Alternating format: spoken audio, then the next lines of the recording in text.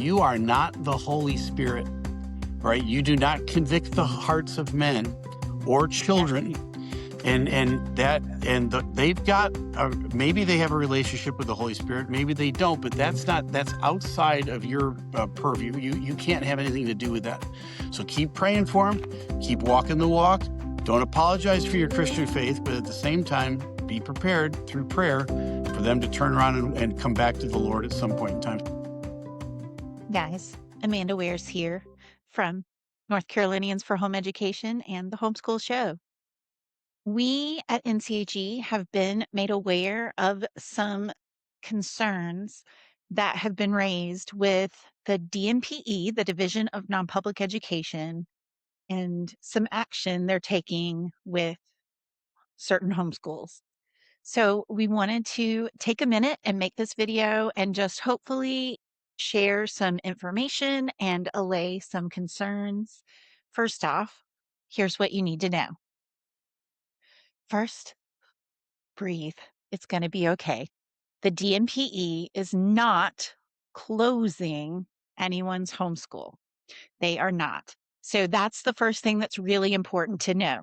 DNPE is tasked by our state government to keep up with accurately how many homeschools there really are in the state. And in an ongoing effort to keep those accurate records, they send emails. Then when emails don't work, they call on the phone, with whatever phone number they have. And if all attempts at communication don't work, then and only then they are tagging these homeschools as inactive, not closed, inactive. And if you go in and you happen to see that your homeschool is tagged inactive and it's in error, all you have to do is call and they will reactivate your homeschool. Easy. Now, so that's the first thing you need to know. DNPE is not closing homeschools. And we at NCHE, we have spoken with the DNPE director, Bobby Dixon, and he's aware of the concerns as well. So we're all working on it. The next thing that you need to know that's really important for you to do, and you should be doing this anyway, is log into your portal at the DNPE website and just make sure all your information is correct. Make sure it is the law that your address has to be correct on there. Make sure that your email is active and is working and it's the correct one. Make sure your phone number is correct. All of that. That's super important. It is best practices. We've said this for a long time, to log into your portal at least once a year and make sure that your information, your student information, which again, we don't register our individual students, but there is information on there to say what ages and genders of students you have. So make sure that's accurate. And then there's also a place on there where you can put your testing information. Now, not the test results. You're just, when you log into your portal, putting what kind of test you administered and when you administered that test. That's just kind of an easy way to say to the DNPE, yes, we have an active homeschool. Yes, we are following the law. We're good to go. So that's a best practice. I would encourage all of you watching and listening to this right now, log in and just check. Make sure everything's up to date. I think that's a great idea. All right. Third, know the law. Know the actual homeschool law. This is super, super important. Know what it requires and does not require.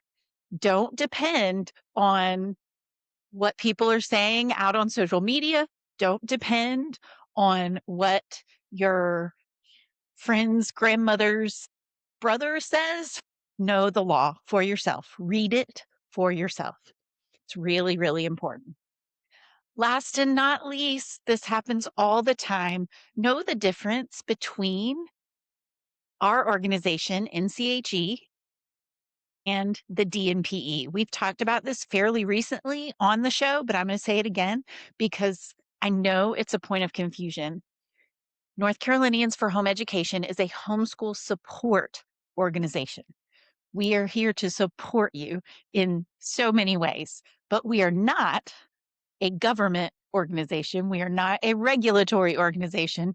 You do not file your notice of intent with us or give us your records. So if you've been logging into your NCHE account, that is not the same thing as logging into your DNPE portal. Okay. DNPE, Division of Nonpublic Education, is the state regulatory organization over all the homeschools and all the private schools in our state. So make sure that you understand the difference. Make sure you know the law. Make sure you log into your portal and all your information is accurate. And then just breathe. It's all going to be okay. All right. So, question: do you take spring break in your homeschool? Oh, that's actually a hard one. So, we've talked many times. I homeschool year round, Yes. and that enables us to take breaks whenever we need to. And we tend to vacation when other people are in school. So, ugh, I would say that around Easter, around that Resurrection Sunday time, we probably do a teensy bit of one. But the way that we have our homeschool schedule, it's probably not real noticeable. Yeah. There have been times in the past where, yes, we are on spring break. If we do, I would say it's earlier in the year than most people's. Got it. Yeah. Do I you? know. And we kind of always did the same. Like when my kids were younger, we did more of a year round schedule. And then as they got older into teen years, and especially as they got into more co op classes or dual enrollment, and we were on somebody else's calendar, Right. then I It did think we happen. did more of that, more like of a spring break than when You're they were right. little. When they were little, it was a little bit more like what you said, that we did just kind of took breaks whenever. And then when they got older, maybe more. And now I don't even know when spring break really is, but I Well, and noticed people talking about it. So I was wondering if that's a thing. You guys tell us in the comments, do you take a spring break or do you just keep going and do breaks at different times? What do you do? I want to know.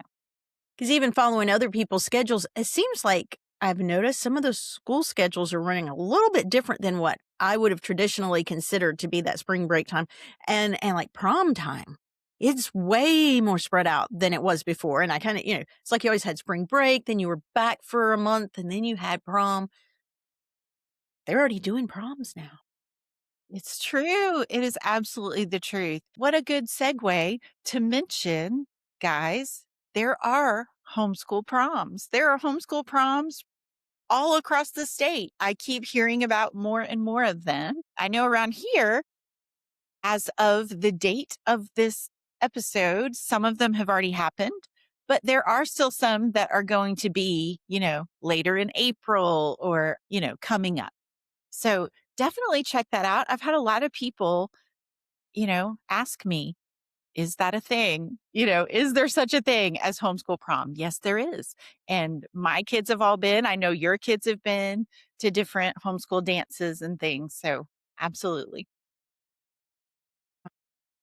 So, Amanda, today we have you sat down and spoke with the Scheibners, Dr. Steve and Megan, and they are just a fabulous couple. I have actually followed them for many years. They have a couple of different ministries, and he's just this really down to earth, funny guy.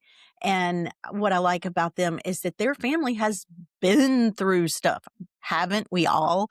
But it Yes. seems sometimes when you listen to some speakers that, you kind of put them up on some pedestal and it's like, well, they don't have any problems. And so it's been really nice to watch them through the years as they actually are pretty transparent in what is happening in their real life. And they are, of course, one of our featured Thrive speakers this year. And so I really look forward to seeing them there. And then after that, today we are going to have some what we've seen on the internet. And that's always fun. It is always an adventure. Awesome. And I love getting to talk to the Scheibners. They have been at our conference several times and are always just a joy. It's so fun to hear their different perspectives, and then sometimes they speak together as a couple and then separately. And it's just wonderful. They have great resources about character, which is always so important in homeschooling. They have things about grandparenting, which is my new phase of life that I love. So that's exciting. And they are experienced homeschool parents as well. So they just have a wealth of experience and knowledge. So let's check out our conversation.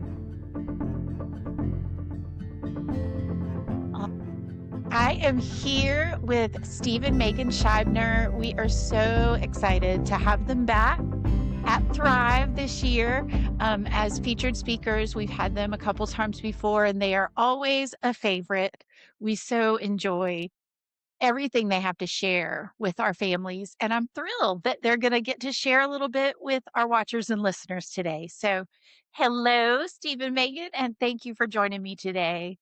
Hi, Amanda. How are you? It's a pleasure to be here. Thank you. I'm doing well. Yeah, kind of suffering from a little pollen, but other than that, okay. So Yeah, if you don't mind, would you introduce yourselves to all of our watchers and listeners out there that may not know who you are? okay. Well, I'm Dr. Steve Scheibner, and we've spoken at Thrive several times in the past. We're veteran homeschoolers. Megan's going to tell you all about that. I recently retired from American Airlines as a captain after 34 years. You're forced out at age 65, and so they hit that magic number, and out I went. And I've started now in this past year something called Captain Steve on the internet. And I think a lot of your listeners will be maybe familiar with Captain Steve. We just went over 1 million subscribers on YouTube. And so when we come to Thrive this year, I got a whole new thing to talk about, and that's going to be Captain Steve, which is That's very so bizarre. fun. I've It seen is very those. bizarre. Yeah, I've seen those Captain Steve videos, and they are a lot of fun and really informative and hilarious at the same time. So I've Yes, enjoyed those a lot.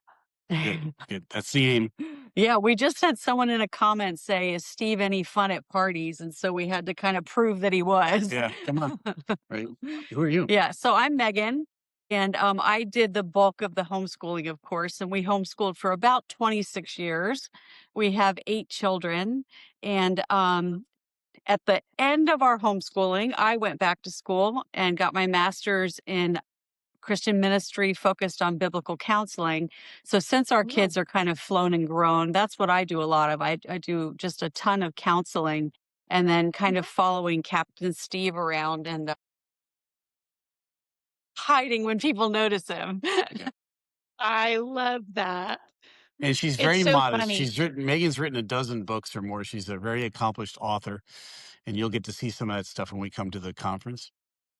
Yes, absolutely. I love all of your resources. And I was telling Melanie, my co host, that I love in the different stages of my own homeschool life. You guys have something for everybody because I am a fairly new grandparent. I had my first grandbaby about a year ago, and you even have stuff for grandparents, which is We do. wonderful. Yeah. So I Correct. love that from little all the way to the other end of the spectrum. It's so wonderful. If you don't mind, would you share a little bit with everybody about what are you going to be talking about at Thrive? What are you going to share with our attendees there? So my heart is really discipleship and discipleship of moms. And so a lot of my sessions are going to be focused on that, not just on discipling our kids, but making sure that we're clean vessels before the Lord, making sure that we're so busy making sure our kids are living righteously that we're not missing it in our own lives.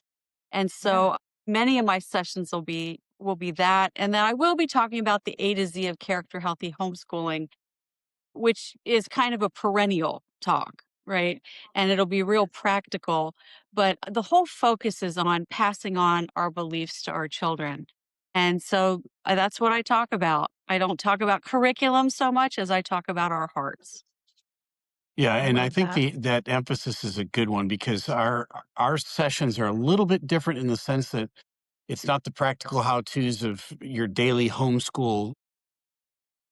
It's more the broader picture of what makes your homeschool, no pun intended, thrive. But Yeah. it will thrive if you take care of this relationship and the parenting relationship, because honestly, 98% of homeschooling is really used to be called parenting. And Absolutely.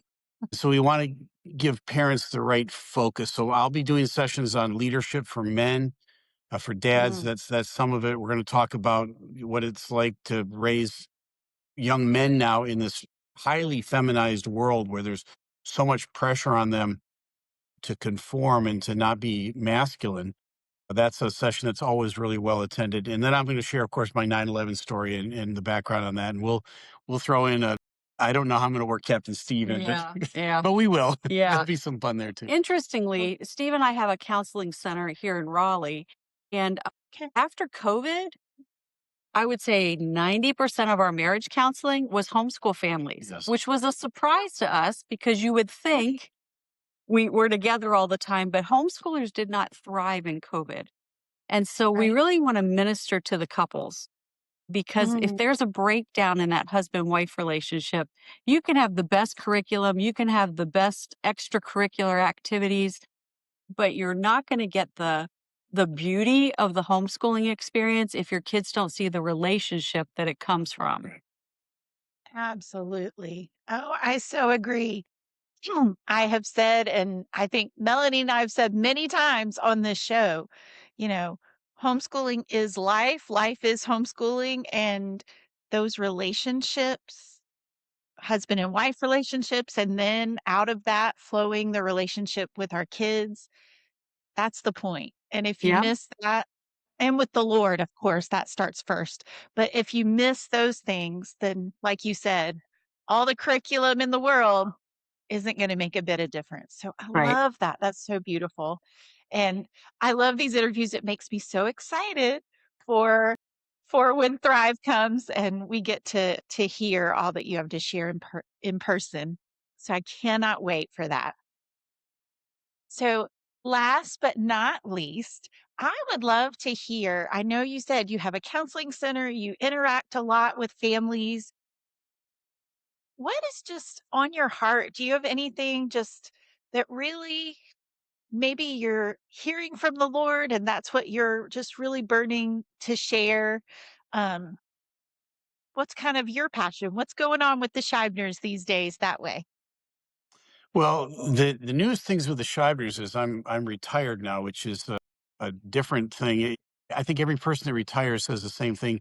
They didn't know when they found how they found time to go to work back in the day, and I'm no exception to that. My schedule's very busy, but I think with us, we've one of the things that's unique, at least in our position in life now with homeschooling, is that we've come through everything. Right? We Yeah. went through the having toddlers in the house and trying to homeschool to then toddlers and teens and then just teens and then 20 somethings and then the 20 somethings have gone. Now we've got, 11 grandbabies and we're now looking back over our shoulder, but we're still dealing with a lot of parents that are reaching out to us and saying, "Hey, I've got a kid at this phase, and this phase. What do we do?" We've got the rearview mirror now to look back and say, "Okay, here's what we did in those phases. This will be helpful. Try this. Don't do that." We can come along and give some advice. And we're hearing from more and more and more parents these days about the tweeners, the 20 somethings or 30 somethings even in their life, their children that either aren't launching properly or they're not thriving in the real world. They call it adulting these days. They're not adulting very well. And so I think we're working on an outline for a book that's probably going to be a book at some point on how to deal with your grown adult children that you homeschooled all those Yep. years. And then also for the homeschooling parents that now when their kids do launch, you not feeling like a failure if they didn't turn out exactly like you. All right. That I think a misconception that we had early on was that somehow our kids would grow up to be exactly like us. They'd have the exact same Mm. walk with the Lord and everything else. And I look back on that and I think that was very naive to think that. I don't want them to have the exact same walk with the Lord I have. I want them to have their walk with the Lord. But the key is I want them to have a walk with the Lord. Right. So having said Yeah. that, there's a fair amount of young people that have grown and launched and they aren't walking with the Lord at all. And so now the parents are beating up on themselves. They're saying, well, I homeschooled them. I tried to share my faith. You know, they went through the motions, but at some point they just rejected the whole thing. Have I failed them? And the answer is no, you haven't, because your job as a parent is to plant the seeds, water the garden, and don't trample on it too much. And if you did that, that's your job. You are not the Holy Spirit, right? You do not convict the hearts of men or Yes. children. They've got, maybe they have a relationship with the Holy Spirit, maybe they don't, but that's outside of your purview. You can't have anything to do with that. So keep praying for them, keep walking the walk. Don't apologize for your Christian faith, but at the same time, be prepared through prayer for them to turn around and come back to the Lord at some point in time. So that's really kind of the bigger picture of what I'm hoping to get across here at this homeschool conference. Yeah. And we say you Yeah. never stop planting seeds with your kids. The difference Right. is we don't get to weed the garden, right? The Holy Spirit has to do that weeding. And that's hard. It's hard as a Yes. mom to take your hands off and go, that's not my place anymore. I think if what I'm passionate about right now is, like Steve said, we have homeschooled all ages, but we've also watched the progression of homeschooling. And when we first started, it was purely about passing on our faith. So everything we did was biblically focused. We didn't do a whole lot of things outside of the Christian realm. And there are benefits to what homeschoolers have now, but there are so many distractions and good things that are perhaps not the best things. I just taught this in a class we were teaching. I'm picturing parenting, homeschooling, one and the same. It's like a cup of ice cream, and maybe we fill our ice cream with academics, and then we put on the whipped cream of sports, and then we sprinkle a little Christianity on it. Or it's sports and academics, and we sprinkle on that Christianity. We make sure they go to church and they're in Awana, and when they go to summer camp, and we're like, come on, they're gonna get it. And then we look at adults, and if I think of myself as an adult, when I go get ice cream, I don't get sprinkles. You know what I mean? You outgrow Right. it. Yes. And for so many of our kids, because Christianity has been nothing but the sprinkle, they outgrow it. They go, that's for children, and we're going to go on. And so really reversing that trend of filling their lives so full of other things that they feel like we just sprinkle a little Christ on top, right? And and for the parents who are now dealing with that, with kids who go, that was when I was a child, helping them kind of get past that and know, Yeah. you know what? You can still plant seeds. You can Yeah. always plant seeds of truth. Oh, Lord. Oh, that is so good. That is so good. And as someone who is in that phase of life right now, I have a couple of three graduates that are young adults and then one teenager still at home. But that is wonderful. And it's so true. So true. That's really good. I'm going to take some of those nuggets with me right now. So very good. Thank you guys. That was You're wonderful. welcome. If you don't mind, we're going to put it in the show notes, but will you tell everybody where to find you? Where can they find some of these resources and information? Sure. Our ministry is Character Health, and it's HEALTH. So the word character and the word health altogether.com. And there you can read all about our ministry. We have downloadable items. We have things you can still purchase. We still have DVDs and books and you name it. It's all there in the store, and you can read about what we do and even sign up for counseling if you want to, or just to talk to somebody once. There's no charge for that. But there's a tab for all of those things there on the website. So come and check us out at characterhealth.com. And then for all my teaching, it's meganscheibner.com, which is a blog site with lots of teaching for moms. Wonderful. And then Captain Steve, Steve. With Steve three with E's. lots Yes. with So several E's. That's on YouTube, right? Or is that linked yes. on your website also? No, it's YouTube and it's totally separate, but it's at Captain Steve with three E's. And just for all the young folks that are now watching this podcast that want to become influencers someday, I am your hero because I became a YouTube influencer at age 64 and a half. All right. And That's if I amazing. can do it with this face, you can do it too. So we'll talk about some of that stuff at the conference, about how to manage your social media and all of that. But again, if you have something that you can share with people, there's a whole world out there now that's readily accessible to you. And I'm sure I'll talk about how I got started on my journey and how you can maybe get started on yours. Okay, so again, make sure you have something to say, but if you want to say it, there's a way to do it and a Yeah. way not to do it. So yep. That is awesome. Thank you guys so much for taking time to share on our podcast today and just to talk with me. I appreciate it. Well, you're welcome. It's our pleasure. We'll see you at Thrive. All right. See you in May. Can't wait. Bye-bye. Bye-bye. Love it. I love these interviews, and it makes me even more excited for Thrive to get here. Come on, get here already. But it's coming up soon. So you guys out there, as you watch these interviews with these featured speakers or different speakers and vendors, I hope it makes you excited to come to Thrive and hear what they have to share with you.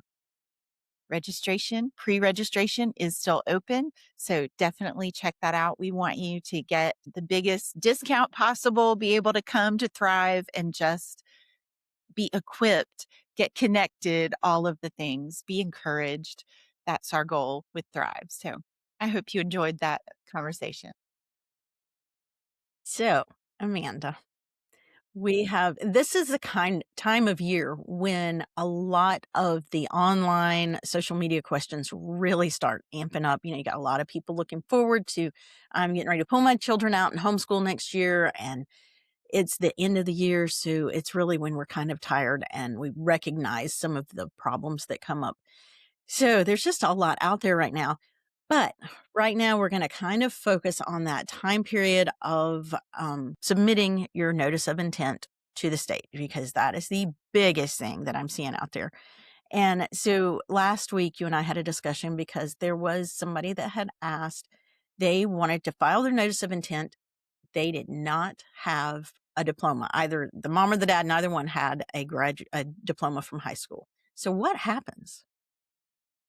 Yeah, it is a challenge because the law says in North Carolina to file that notice of intent, you have to have at least a high school diploma or GED. So a GED can count, absolutely does.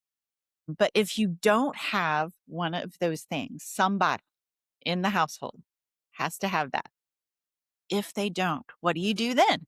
So this has come up more than you would think over the last few years.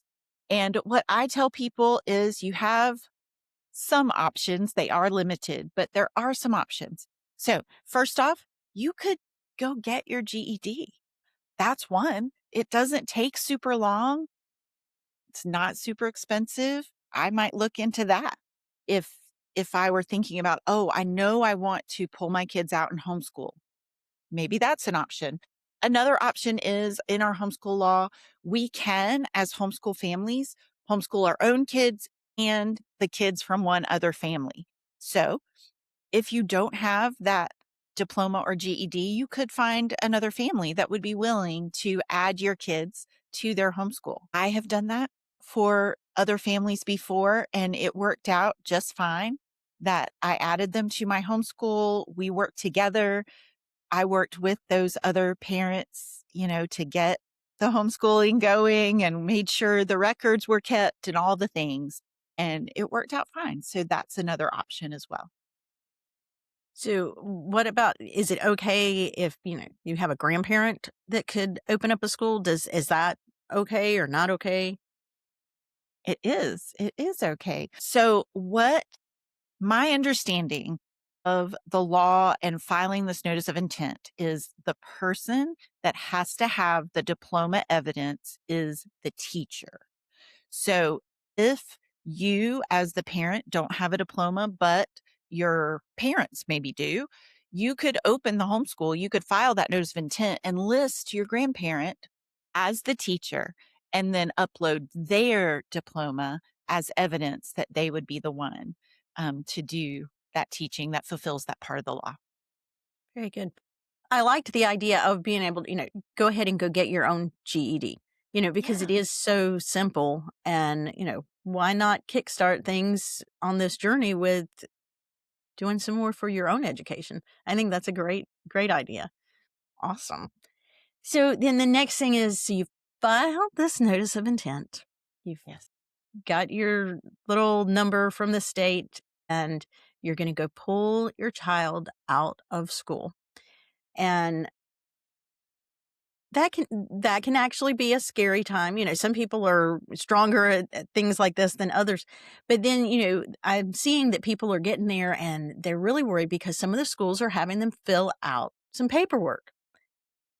What do you say to these parents? Exactly. So it can be intimidating. It can be scary. And from school to school to school, what you have to do to withdraw your child could be very different. I've talked to some parents that they literally emailed the school and said, hey, I need to withdraw my child. Here's my registration record that I have filed the notice of intent. I have an open homeschool.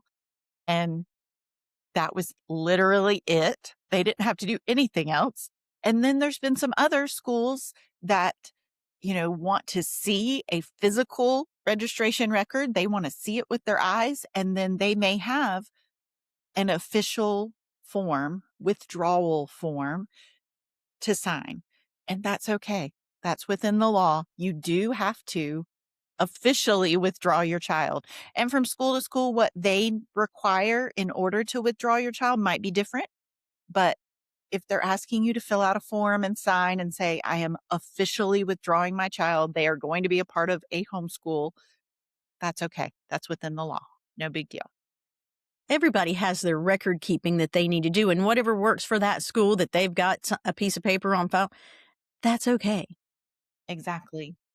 I don't think any that I've seen aren't asking any crazy questions. So that's, putting your child's name, birth date down and saying that, yes, I'm officially taking them out. It's just documentation for that school. So I don't think it's a big deal. Correct. Yep. Absolutely. Very good. So Amanda, that is all we have for you today. Wow. Amazing. And here we are in April. I always feel like even when I was homeschooling year round, this time of year sort of felt like I was winding down a little bit, maybe winding down some of the curriculum, getting ready to look towards starting new, which is always exciting. But all of you out there, please help us out. Would you like, subscribe, share with your friends? If you have somebody out there that could benefit from what we've talked about today, if they've had a question about withdrawing, if they've, struggled with that or been worried about it, maybe you could share this episode with them. That would be great. And we always want to hear from you. You can comment under this episode. You can send us an email at thehomeschoolshow@nche.com. We always want to hear from you. So definitely reach out and share with your friends as well. We look forward to hearing from you. And as always, until next time, keep homeschooling with confidence and joy. Bye-bye.